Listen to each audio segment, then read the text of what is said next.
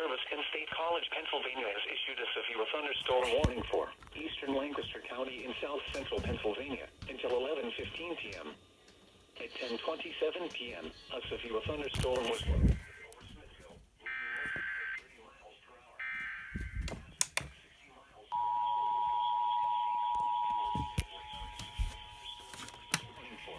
eastern Lancaster County in south central Pennsylvania. And State College, Pennsylvania has issued a severe thunderstorm warning for eastern Lancaster County in south central Pennsylvania until 11:15 p.m.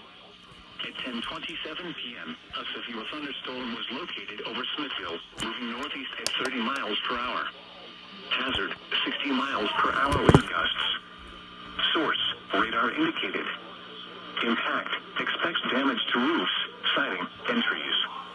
Locations impacted include Willow Street, New Holland, Leola, Paradise, Strasburg, Coreyville, Gap, Terra Hill, Churchtown, Bearville, Smithville, Bowmansville, Lapeter, Intercourse, Christiana, Five Pointsville, Blue Ball, Georgetown, Gordonville, and Goodville.